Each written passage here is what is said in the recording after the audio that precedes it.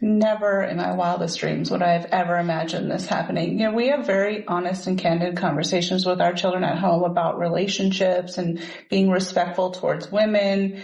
And to have a situation like this where, this allegation of sexual harassment just for saying, I'm uncomfortable that there's a girl in this locker room, it's just absolutely mind-blowing. That's the voice of Renee, the mom of one of the Loudoun County boys who found themselves in a firestorm after being secretly recorded by a girl identifying as a boy in their boys' locker room.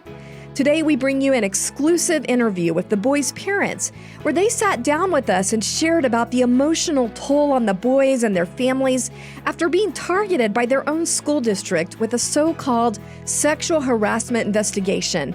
This is an inside perspective from the parents side of the story you won't hear elsewhere.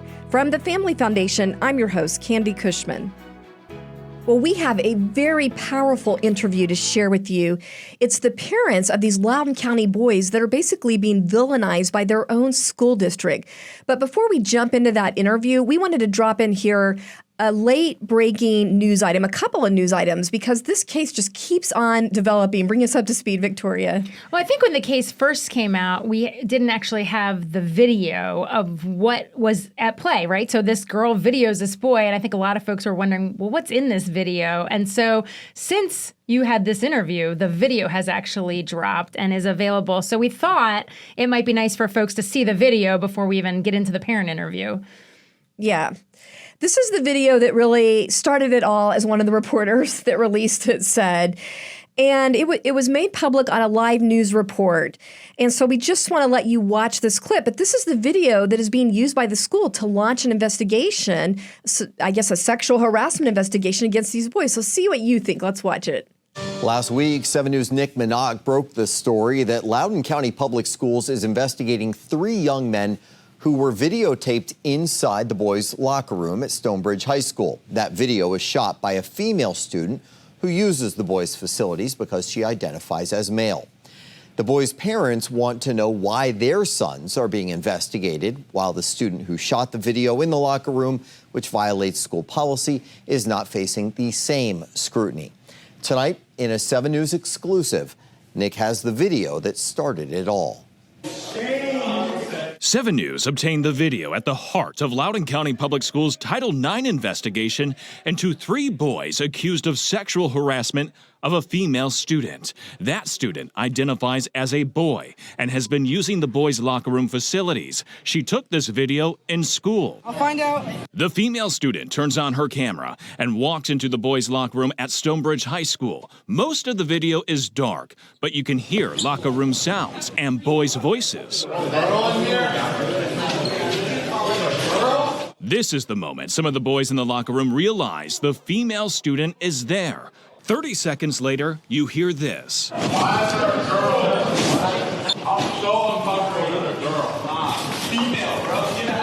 That's when the female student appears to take the phone out of her pocket and aims the camera at the boys in the locker room. Shortly after that, the video ends.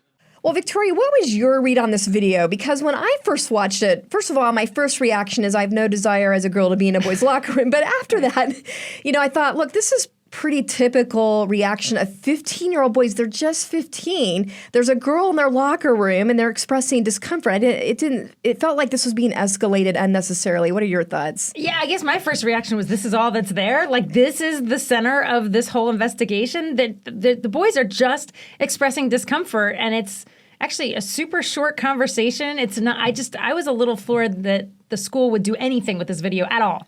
Yeah, and it kind of feels like that we force the kids, well, not we, but the school district forces the kids in this situation when they refuse to listen to their expressions that they're uncomfortable, and then they're just sort of thrown in this situation and expected to navigate it the best that they can. And what do we expect them to be able to do? Well, this is the thing. I mean, this is what we say. Bad policies create these ridiculous situations. They should never have been in this situation in the first place. So the fact that there's this video and that they're just expressing discomfort is, I mean, it should be expected. We've been saying this all along. Bad policies are going to produce these bad situations. And the fact that the boys, that's all that they said, actually, is to me just Yeah. I just can't believe the school is doing something with this, that they can't even express how they feel about the situation. I get a little concerned, a little uncomfortable with this idea that we're almost expecting our youth to be desensitized, that they're expected to register no discomfort with the opposite sex coming in their private areas. They're not supposed to say anything. And in this case, it seems like we're trying to punish these boys for having a normal level of discomfort. And like you said, it goes back to the school policy, and in this case, it's policy 8040. Yeah, it's just deny reality and pretend it's fine and don't say a word. And that's just not the world we live in. We're not in some government-controlled, I don't know, it just feels very like 1984-ish to me. Yes. It's ridiculous.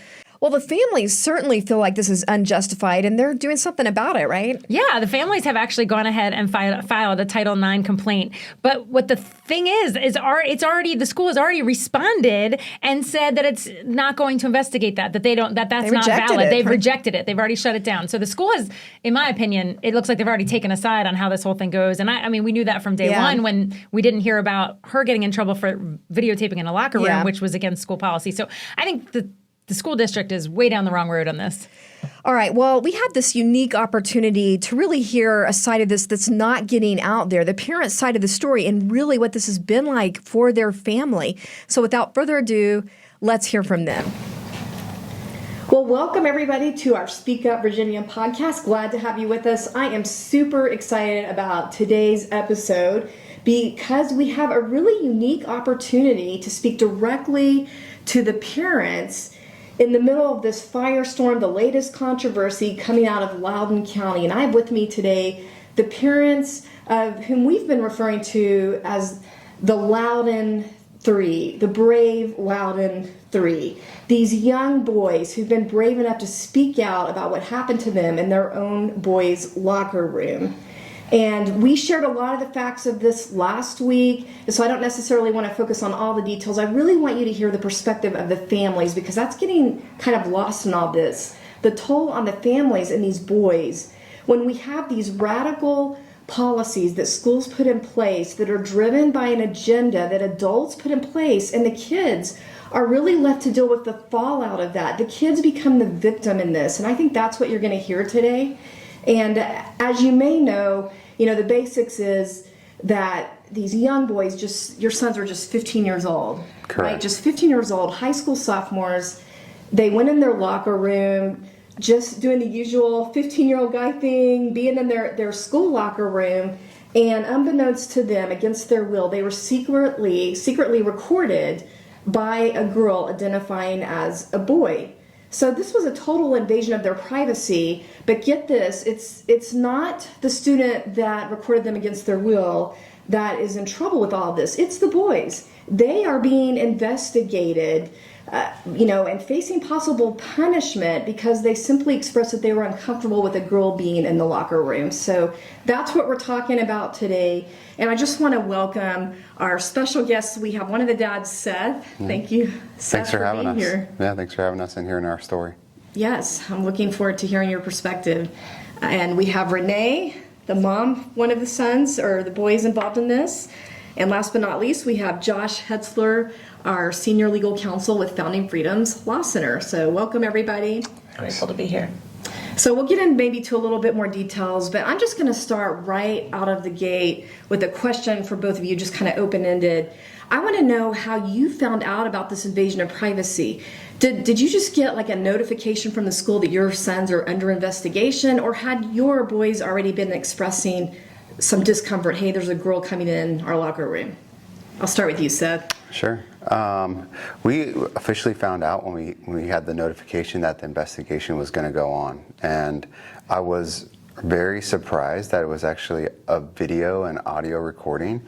I thought, and he said, I never even talked to this individual, and so he was confused right off the bat. And then when we came to find out the video was also part of this investigation, the confusion started to really set in, and that's kind of where we first found out about it. And then we've just been trying to take all the steps to one is try to protect their freedoms and their privacy, and then working with Josh and really seeing what our options were, and now we're here talking about it.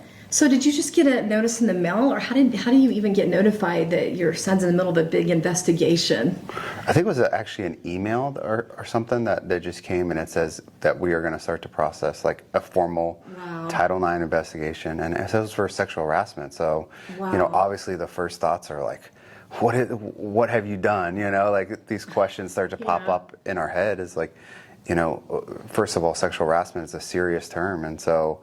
Number one concern is like, hey, I know my son, and like this doesn't match up to the way he's been raised, the way we raise him, and so all the confusion really started to sit in, and the more that we start to uncover what's actually going on, the confusion's not going away. We're still stuck with all these questions about why, Yeah.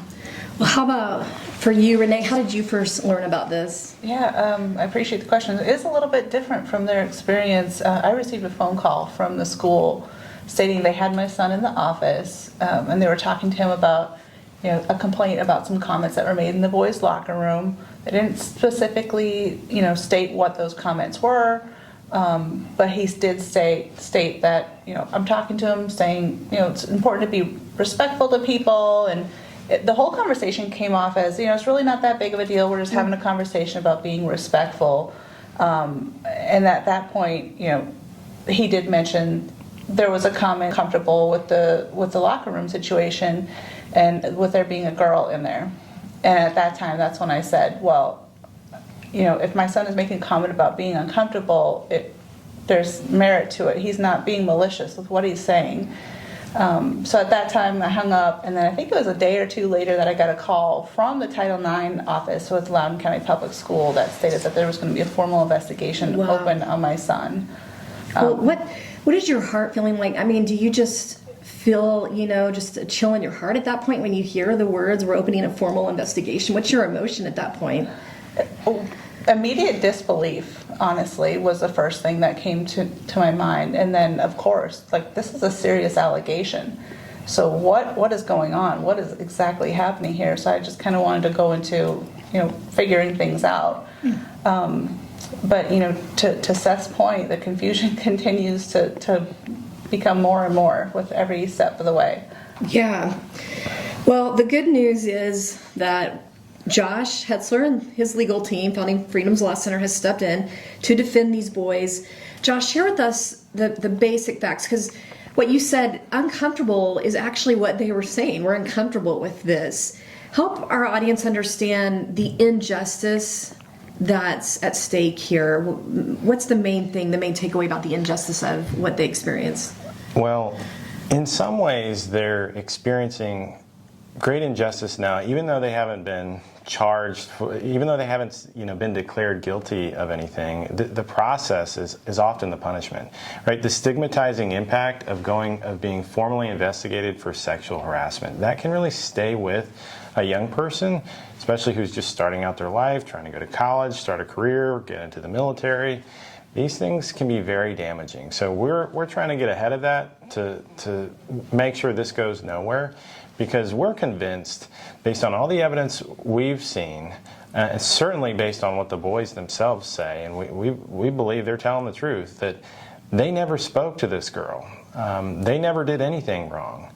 They just expressed concern, discomfort, and confusion about why there's a girl in their locker room. So, and it's worth pointing out that this investigation never had to happen. It's not as if a complaint is made and automatically they do a formal investigation. That is not how it works. They have to decide that, based on the facts that they're given, that if true, this would be sexual harassment, and then they go and investigate it. So that's what's really wild about this situation. Based on the facts that we know, we say there's no way that there's sexual harassment. There's no harassment, and there's certainly nothing of a sexual nature, right? If there's any sexual harassment, it should be this girl going into the boys' locker room and filming them. Yeah. But everything's been turned on its head. Yeah, thank you. Well, let's talk about the emotional toll on your sons. Starting with you, Seth, how has this affected your son, with him feeling like there's this huge investigation hanging over him? And I should just clarify, what are the punishments that they're at risk for? I mean, are we talking about suspension, being expelled? What are the risks here that they have looming over them? There's a range of options that the school has, from detention, suspension, expulsion. And then to the extent that they determine that it was criminal sexual harassment, they could refer that on to law enforcement, and there could be additional issues. But it certainly will, regardless of how it is, even if it's just in-school suspension, what will happen is they will have on their record sexual harassment under Title IX. So in my mind, regardless of what they do, just to have that on their record, it is the biggest way that they will be harmed. Okay. So with that said, your son's got this hanging over him, or possibly he could have all these serious punishments and maybe a record for the rest of his life.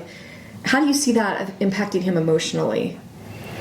I would say my son's character has a strong personality, and we've taught him that it's okay to stand up for what you believe in and to say what's on your mind. That's it's our First Amendment, right? We get to say what we want.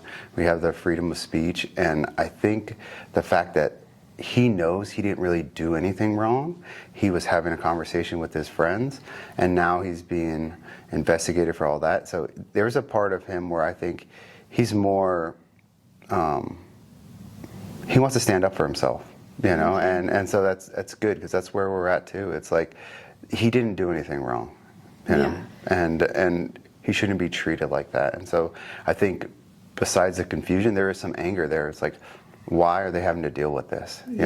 What's wrong about, if you don't agree with somebody's point of view, if you're taught a way, we're raised a certain way, and you're not directing that to somebody, you're not threatening them, you're not trying to harm them, but you can express yourself. And, we've always taught him that that's okay to express yourself.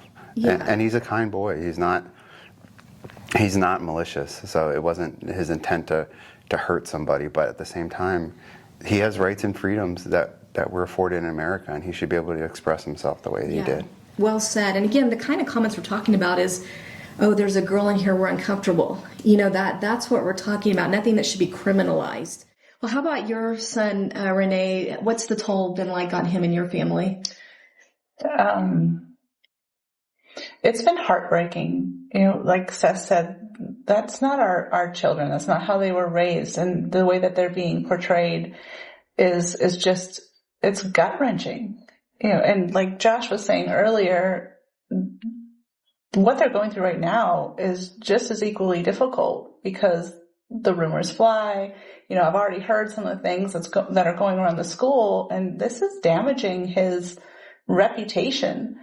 So it's been absolutely gut-wrenching to watch. Know who your child is. Know that he is, a good Christian child of God, to be portrayed as this monster, and he's not. And simply to your point, Seth, speaking up and using your First Amendment right, and ironically, in a situation, having somebody record you, which is an actual Title IX violation. Yeah. Well, did you imagine that you would face this kind of a scenario as a parent, that you're going to need to talk to your kids about the opposite sex, entering their, let alone enter their changing area, but then also recording? Do you just kind of feel like you're in an upside down world, or did you kind of see this coming in some ways? Never in my wildest dreams would I have ever imagined this happening. We have very honest and candid conversations with our children at home about relationships and being respectful towards women. And to have a situation like this where, this allegation of sexual harassment just for saying, I'm uncomfortable that there's a girl in this locker room, it's just absolutely mind-blowing. Yeah. And my understanding is one of the boys, because there are three involved, I guess, in this that you're representing, Josh, and one of them had actually complained to the PE teacher and principal.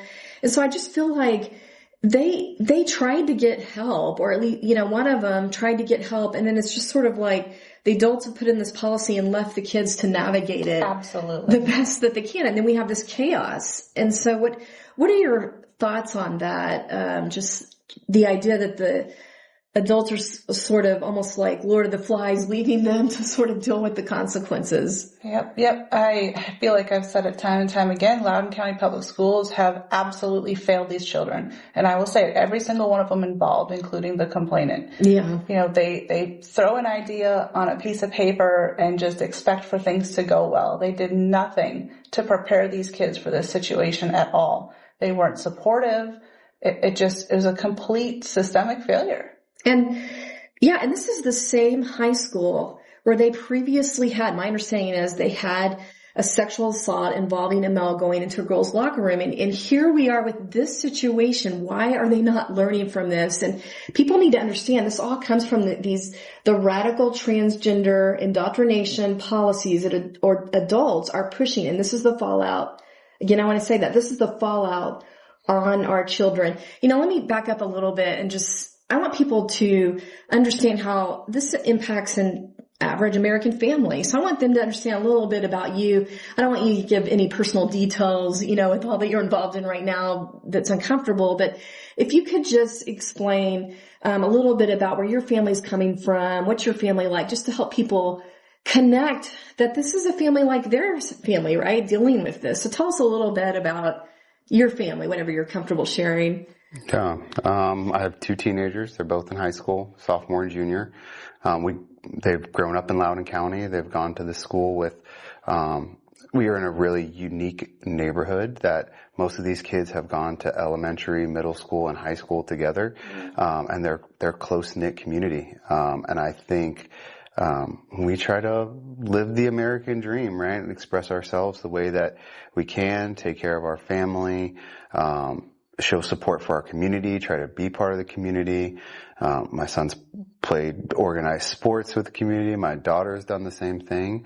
I own a business in Loudoun County. I try to be a good example for my children, and we want to be accepting and loving to everybody, no matter transgender, gay, straight. We try to love people like God loves us, and that's full-hearted, and you can take what they have and still love them. And so we've never tried to push anything besides that to our kids.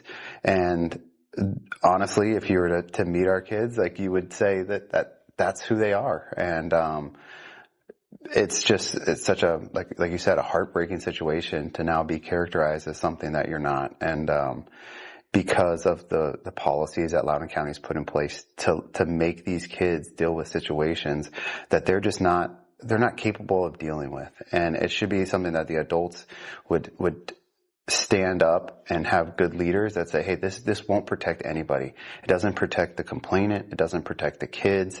Whatever they're trying to get by with that is really confusing, because if we go back to my whole thing as a parent is I want to protect my kids. And I think if anybody that was on that school board or anybody that was a leader in our community would say, look at this policy and says, does this protect the kids? If that's the only question that you could raise from that whole policy, the answer would be no. And then where are the leaders in our community that says, okay, if that's not going to protect our kids, we make these kids go to these public schools. We're supported by the federal government and our local tax monies. There has to be protection for our kids. And so I think as a family, it's very sad to see where we're at with Loudoun County right now. What's the fallout been among your son's peers? I mean, how are they reacting? What's it been like for him just socially with all this? I think if you look at Loudoun County in general, I think his peer group and most of Loudoun County has a lot of the same family values that we do. And so there is a lot of support there. Obviously, as teenage boys, they're like, I'm not in trouble. So they're kind of happy with that. Maybe they're not in trouble. But at the same time, I think a lot of kids are understanding because they have the same questions. Even as adults, we have the same questions, and so I think everybody is so confused with this situation, and it's like, there's a lot of whys, like, why is this happening? And then where is our leaders, and where are the people that saying this isn't right, and I think that's where we're at right now. Yeah. Well, Renee, I'd love to hear a little bit about your family. I think Tell us a little bit about yourselves. Sure, yes. I was born and raised in rural North Dakota. So I was fortunate enough to be able to see God every single day, in the environment, in the seasons, in the people, in the community. I come from a place where, people are quick to help each other. And, we work hard and we say what we mean. So a lot of those experiences have really shaped our values and our morals as a family. Yeah. All right. And how about for you? How are you seeing this play out with your son's peer group and what it's been like for him walking through this lately? Yeah. To echo Seth, they're very supportive of him. A lot of them agree, that this is crazy. It shouldn't even be, a Title IX investigation. There's a consensus. And again, to echo off of Seth here, parents should have a say in policies like this that affect our kids' environment, that it's a private environment. Like, we should have a say in those policies. Mm-hmm. Now you mentioned God several times. How is your faith affecting your willingness to speak up or, a strength to you in this time? I'll try to do this without crying. God has a funny way of getting our attention, for sure. He's called upon my family, and he said, it's time. I've given you this gift to be able to speak up, and it's time to use it. And I, if I could fall down on my knees every single day and pray to him and just kind of surrender, I think Seth and I have had that conversation. Just surrender and trust in the Lord that he's calling us for a reason, and it's not even just for our kids. Like I think Seth mentioned, it's for everybody's kids, future kids. Yes. I've got a 2-month-old at home for her future. Yeah, it's beautifully said. And I want to encourage our audience to pray for them as they continue this journey. We need your prayers surrounding them. I want to come back to that point about why you're speaking up. But Josh, can you just give your takeaways? If you were just going to boil this down to what you want the audience to understand about this case moving forward, the main points you want everyone to understand, what would those be? Well, as Renee was talking, and she was saying, it's not just about their boys, it's about everyone's children. And I think that's why this story resonates so much. I think there is obvious outrage about what has happened to these 3 boys, and rightfully so. But I think the reason why it's such a big story is because everybody recognizes the implications for all children. And what this means, if we have policies like this, and if we leave children in these situations, this could happen to anyone's son or daughter. So the bigger cultural issue here, is whether we're going to embrace the truth or embrace a lie about male and female, all right, about some of the most basic things in life. There's been a lot of political discussion about that. There have been a lot of legal battles about that. And the pendulum has sort of swung back towards sanity, I think. And what's shocking about this is that Loudoun in every instance seems to double and triple down on defying what the law is. There was an election in 2021 in Virginia. We got a new governor, and people resoundingly rejected these types of things, in part because of what was happening in Loudoun. Let's not forget that. And so the fact that there's new state laws, that this policy, if Loudoun was following the law, we wouldn't be here. Right? If we had another election at the national level, and some things have been happening, executive orders about how to interpret Title IX and about how to look at federal laws on male and female. And Loudoun has said, no, we reject it. I don't think people realize how much courage it takes people to decide that they're going to take action to take on a well-funded school district, stand up for their child, and fight a legal battle. I mean, that takes a lot of a lot of courage. It's not a easy decision that you guys made. So I want to hear how you came to this point as a family, why you decided it was worth speaking up. Because I think one of you made the comment to me before we started this, there's a lot on the line here, so it's worth it. Tell me about, Renee, just how you came to that point where this is worth a legal battle at this point, and we're going to speak up. Yeah.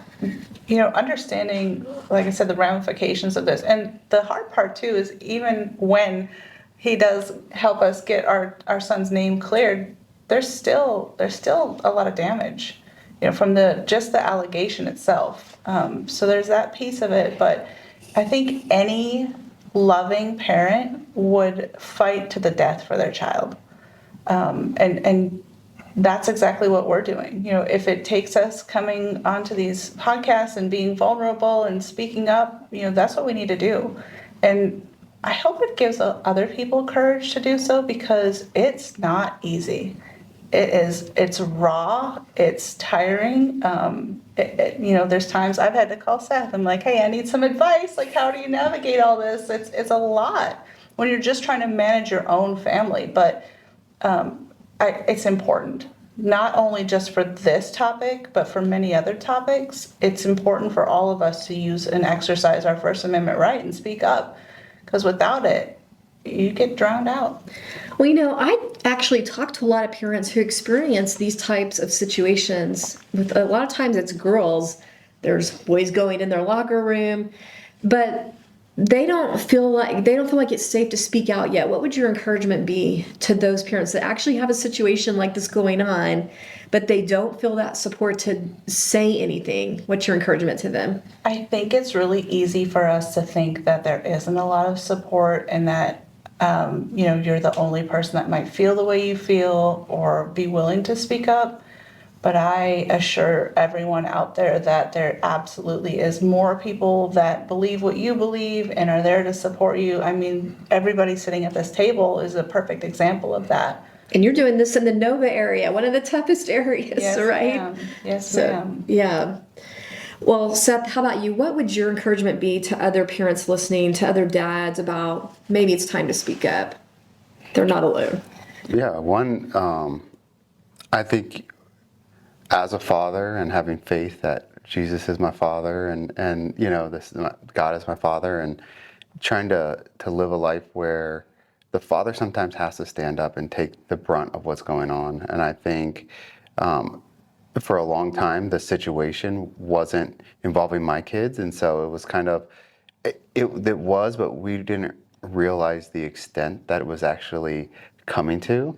And then now that our sons are involved and all this, now it's like, what do you do as a father? And that is one, have the serious conversation with my son and say, hey, like, do you think you did something wrong? What did you do? Have some truth and honesty there.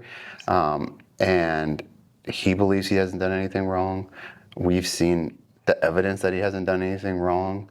And so I believe him. And so then I'm willing to stand up and say, hey, you know what? It's not just about him. They're going to be done in high school in 2 years. But there's a lot of kids that are they're being forced to live with this that don't have the capabilities. I think about the elementary school kids and the middle school kids that they're still in such a state where they're children, and even through high school, most of these kids are only 15 years old. They're not ready to make these decisions for themselves. And so if it's somebody like me standing up and saying, hey, like, this just isn't right, and we have to speak against that, because somebody has to. And if it's us in this situation, like, it's a very hurtful situation, and I would wish that we weren't doing that, but I think God has given us the strength to say, hey, you know what, like, this is the time and the place to, like, make a stand on this. And I think if you look at what's happening at the federal level and the state level, I think we're in a good position that this happened at this time, because I think without it, and for us to not try to put a stop to this right now, it's just going to get worse, and then the kids and the future generations are going to be dealing with things that are even weirder and even more wrong. And it's like, it's letting this darkness into our community that really just doesn't need to be there. And so if there's anybody that's going through this, it's like, find somebody, reach out to somebody like Josh, or, and find a community of people that will support you. Yeah, that's a perfect segue into if anybody's watching this and knows parents and families and students going through this, please do reach out to Josh at Founding Freedoms Law Center. We're just going to put that URL up on the screen, Founding Freedoms. What you give the URL? FoundingFreedomsLaw.org. Yes, FoundingFreedomsLaw.org. And also a good way to help empower more parents and families like this is just to simply support FoundingFreedomsLaw.org or Founding Freedoms Law Center, because they're able to represent these families for free. That's a ministry that they are providing, but they can't do that without your support. So that's an easy way you can help out, and also just letting other families know that Founding Freedoms Law Center exists.